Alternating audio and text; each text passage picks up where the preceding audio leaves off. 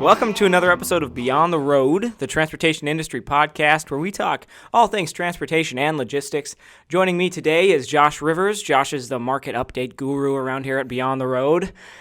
He gives us a market update every month. So today we're going to be talking about the month of November and what to expect in the transportation industry that seems to be as volatile as ever. Josh, thanks for being here. Hey, thanks for having me. I was hired as a sales team manager. That's what I... You started out as a sales team manager? Well, I started out as a sales rep and then became a sales team manager, and now I'm the market update guru. I still manage a sales team. Yeah, at ATS Logistics. Yeah, at ATS brokerage. Logistics, for those of you watching at home. Honestly, from a volatility standpoint, we're okay. Oh, okay. It hasn't been quite as... These last probably 4 or 5 months have had some level of predictability to them. Yeah. So it's more so we're returning to normal. Yeah, but rates are still down, would you say? Yeah, well, they're closer to normal. What it was before the chaos of 21 and 22 and 2020. We're looking more at what we should be seeing, I'll say. They're obviously still a little bit more elevated, but the fluctuations that come with the market in a typical year is what we're seeing. So with that being said, November is going to be, from a capacity standpoint, dry vans and reefers. So like always, I talk to the operations managers, get their opinions, and I've had a handful of Novembers under my belt now as working on the logistics side. Typically in November, your dry vans and your reefers get real tight capacity, and the rates go through the roof. And that's because of the holiday season. There's going to be a lot of food moving from now until pretty much January. From now, mid-October? Yeah, from now, at the time of this recording, which is mid-October, until the end of, the year, basically. Nationwide. Because there's a ton of food moving. So anything that's refrigerated is going to soak up some reefer capacity, and all of your dried foods, canned foods, those are going to soak up a bunch of dry van capacity. And they're moving in bulk right now because of the holidays. Thanksgiving is going to be coming up. Christmas not too far behind that, so people are just going to start loading the cabinets and getting the turkeys in the freezer and getting the hams in the freezer and whatever other food items that they may have for those holidays, and that's going to soak up a lot of capacity. And with capacity being taken up, causes your rates to increase. We've talked about it a handful of times on here before, but as capacity soaks up, drivers know they can charge more for their time, and they will. So anticipate that. Some areas are going to stay the same. The Midwest is still relatively a good place to be right now for dry vans and reefer trailers with harvest tailing off. So they'll be it's still going to be a good spot to go. Yeah. With November, the weather's going to shift, and it's not crazy common that we see snowstorms in November, but it does snow sometimes in November in the Midwest. Everybody who lives in Minnesota all the old folks love to talk about the snowstorm in 91. And, every year, oh man, I remember that one year it snowed on Halloween back in 1991. Biblical blizzard. And it's, they forget that it was 32 years ago now. Yeah. So I don't expect we'll see anything crazy like that, but weather does start to become a factor, and doubly so in December, but we'll talk about that at another time. Sure. So dry vans, reefers nationwide, is there, and you'd say that rates across the board typically increase? Is there a difference between if I'm a shipper and I'm shipping from an origin that has call it a dense amount of that kind of freight in it? Yeah, you're going to be paying a premium to ship away. Yes, to ship away, because that's where drivers want to be, because they know all that freight is there. It's similar to produce season in the Southeast, where drivers will take pretty respectable rates to go to the Southeast, Florida, Georgia, the Carolinas, because that's where all the produce is. But they'll charge crazy rates coming out of there because they know that there's a ton of this freight, not enough trucks to go around. They can really charge kind of whatever they want to get the freight out. Excuse me. So that is something you'll have to pay attention to if your primary mode of transportation is an enclosed trailer, dry vans, reefers. Another thing that happens is the Pacific Northwest starts to heat up a little bit for Christmas trees. Oh, sure. Yeah, so you'll start seeing and those move in dry vans and reefers. So those are going to start moving pretty heavily in November because, like I said, Christmas being right around the corner, people typically put their Christmas trees up right after Thanksgiving. So those are going to be moving in bulk very fast, and they pay well. So From the Pacific Northwest, and then just like distributed throughout the country. Distributed throughout the country, yeah. Now there's some locations that have their own sources of Christmas tree trees, farms, right? And firs. Exactly, yeah. So a lot of places will have their own trees, but the places that don't have access to a ton of pine trees are gonna ship them in. And even places that do have access to pine trees, they may not have enough. Sure. Because you can't just go through and cut swaths of forest down every year for Christmas time, Yeah. So they'll a lot of places will be receiving Christmas trees, and that'll drive the rates up coming out of the Northwest, and it'll benefit the rates going into the Northwest. Yeah. So for Boeing and Amazon. For Boeing and Amazon. Great Christmas time shippers. What about open deck? Open deck freight in November starting to cool off. Not as much construction. It cools down because, just like you said, construction season is more or less done by November. If you don't have it done by November, it's probably not getting done this year. You might see a couple last gasps of, if the weather holds, people trying to get those last few road construction projects done. Yeah. But for the most part, open deck capacity, the problem you run into at this time of year with open deck trailers is if a driver is, born and raised in Georgia, he's not going to have a whole lot of interest in going to 25 degrees South Dakota in the middle of November. So that's where you'll start to see those become the weather become a factor. But for the most part, the freight, a large chunk of it dies down because construction season is more or less done. It's really well and truly done in December, but it is definitely fallen off a cliff in November. Sure. So do you see an influx of like van capacity just because? I mean, do drivers? If you're an open deck driver and you're in that area, are you switching trailers? Yeah, they're not stupid. They're going to go where the money goes. Yeah. And you'll see some drivers will say, okay, well, construction season's over. I've made all my money moving machinery and whatnot. I'll grab a dry van and haul some of this food and make some good money, or I'll haul a reefer trailer and make some good money. How many of them do that? I couldn't tell you. I don't have a hard number on that. I don't want to speak to something I don't know about. Yeah. So, but I'm certain they will.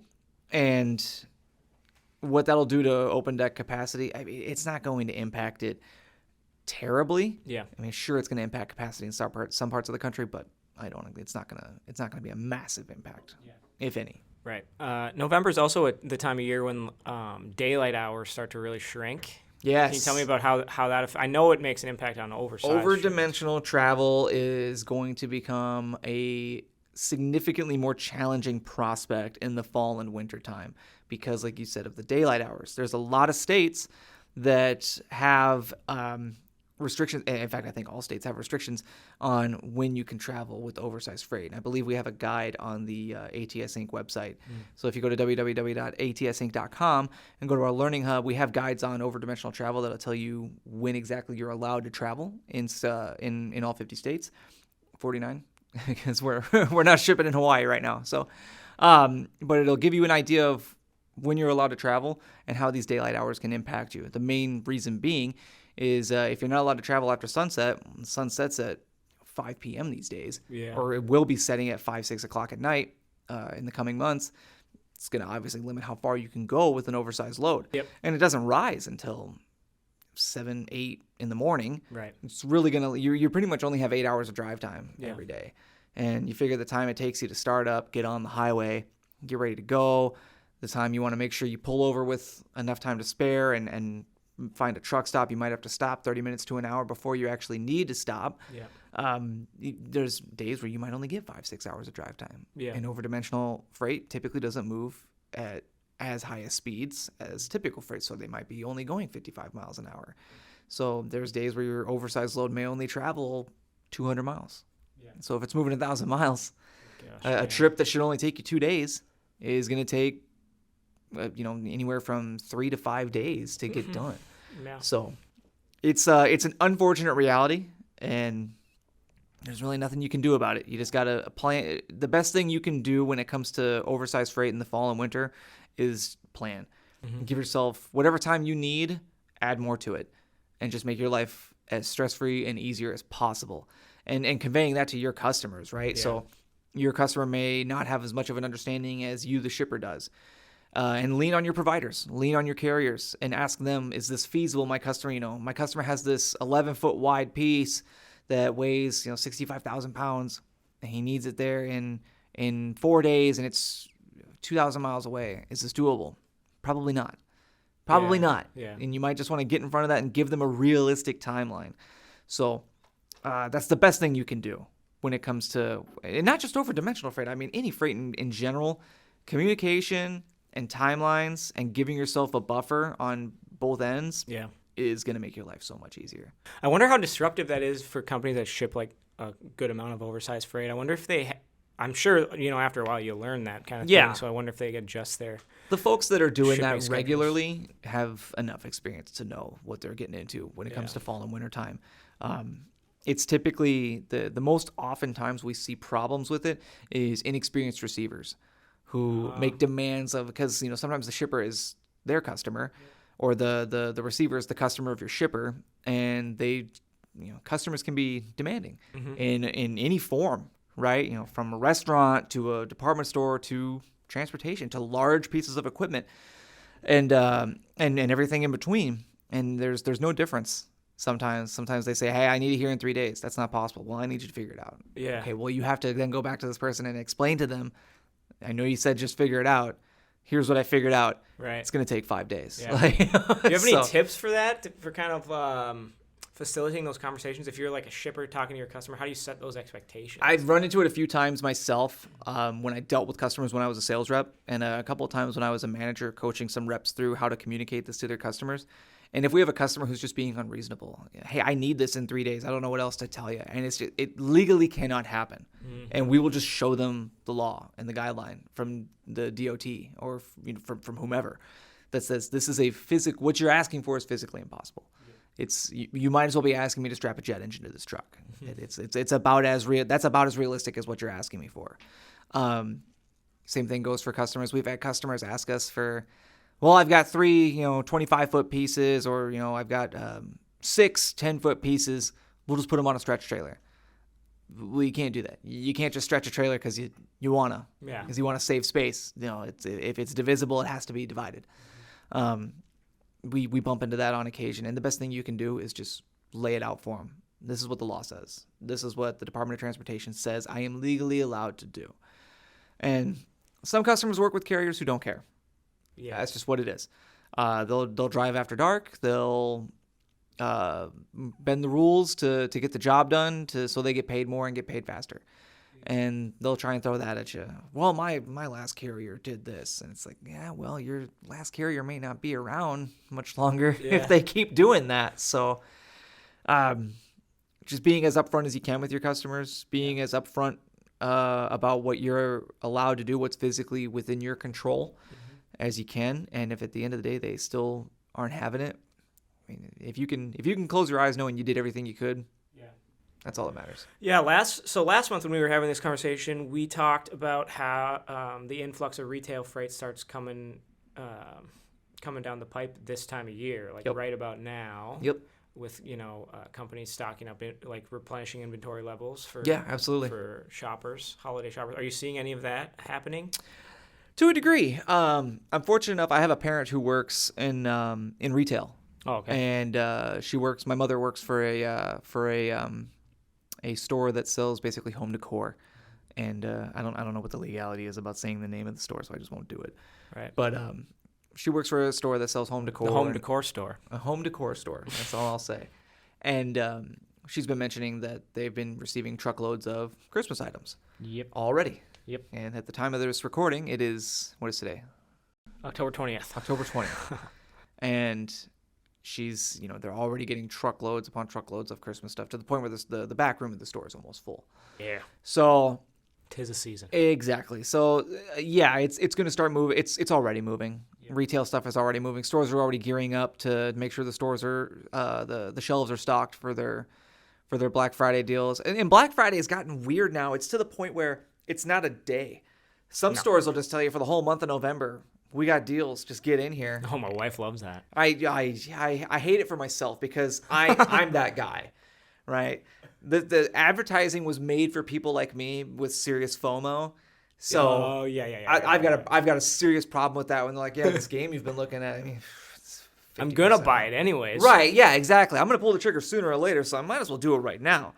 And that's the hard part that I run into. I am a sucker for a sale. Oh, same. And it is the worst thing in the world for me because I also have like ADHD brain where I hyperfixate on something and then I'll hyperfixate on the next thing and then the next thing.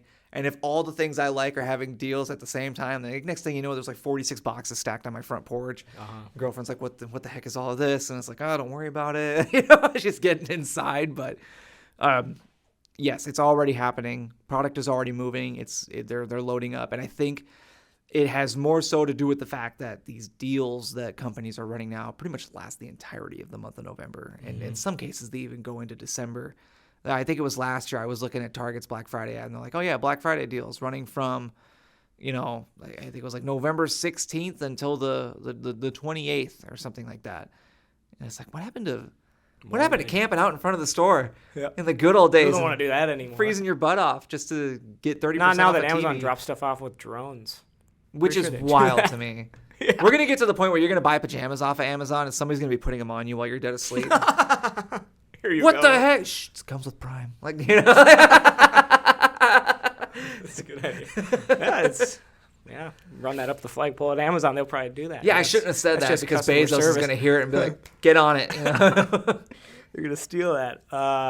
What about talk to me about Thanksgiving, the disruption of Thanksgiving. Yes. So what you'll typically see with Thanksgiving is that week capacity tends to just evaporate because drivers are like, well, if I'm going to be home for Thanksgiving anyways, maybe I'll just go home Wednesday. Well, if I'm going to go home Wednesday, maybe I'll just go home Tuesday, Monday. I'll just take the week off. Yeah.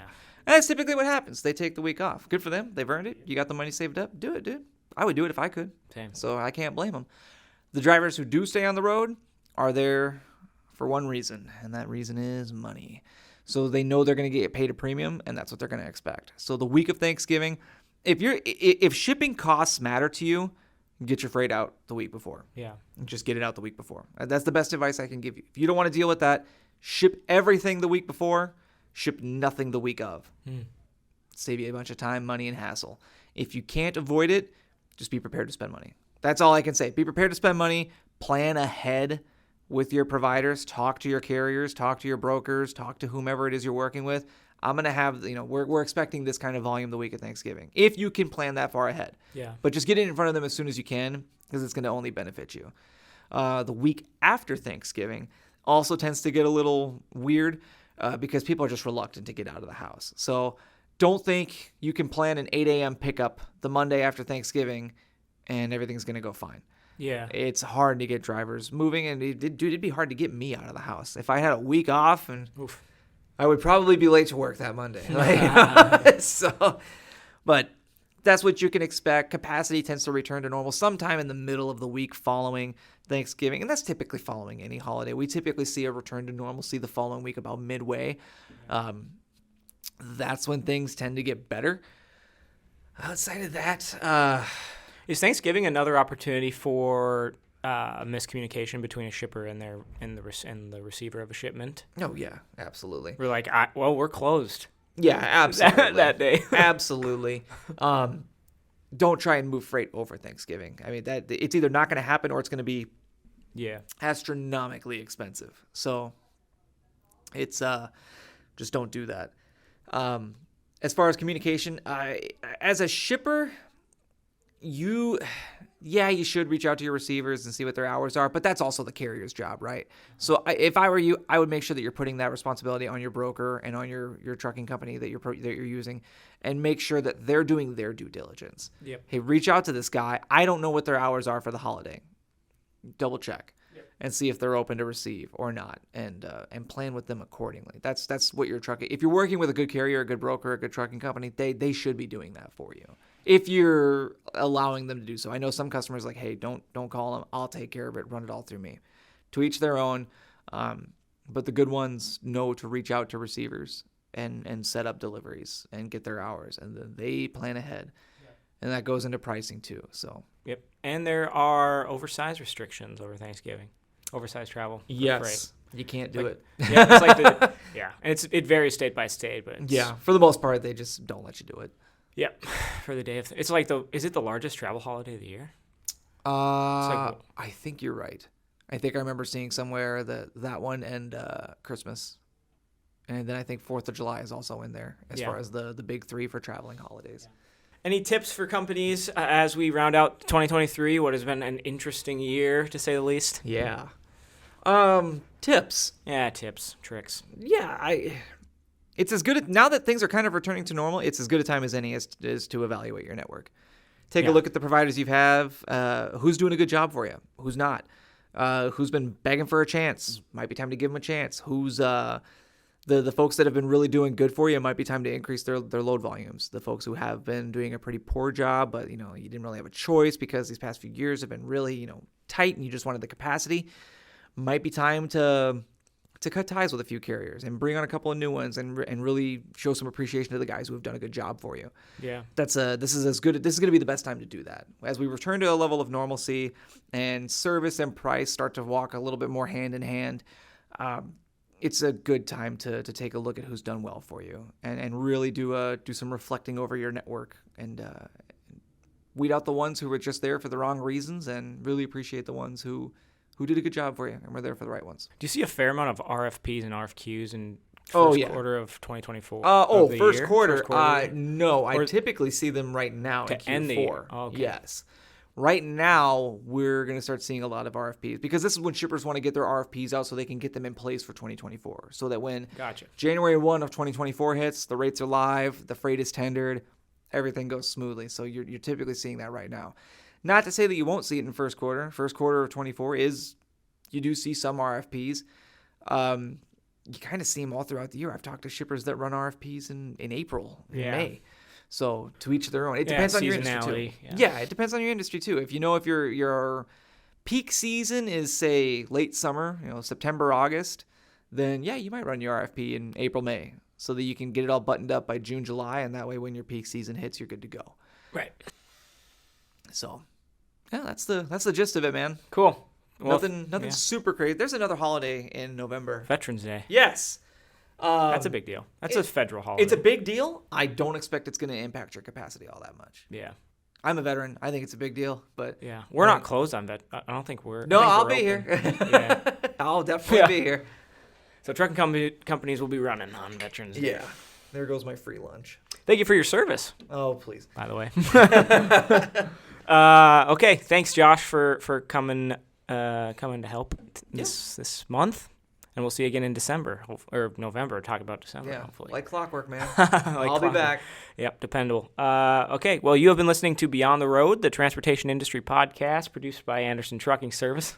If you liked what you heard here today, make sure to follow along wherever you listen to podcasts so you don't miss our next episode, which we publish at least once a month. For more transportation industry-related content and information, you can head over to atsinc.com. On atsinc.com's Learning Hub, we have a comprehensive library of answers to transportation's most common questions. And the not-so-common ones. Yeah, and very uncommon ones like, what is a trailer seal? Like, who cares? No. Articles, case studies, videos, podcast episodes like this one, downloadable tools, and more, all to help you become the supplier that always delivers for its customers. If you're on YouTube, should check. Your next step should be to check out Paul Pfeiffer, ATS's CFO's transportation industry, kind of a recap of 2023, looking ahead at 2024. It's been a transportation industry forecast. Yeah. So check that out. It's on our YouTube channel at Beyond the Road, the trucking industry channel. Really good stuff in that video. Really, really good stuff in that video. Yeah. Anyways, for all of us here at Beyond the Road, thank you.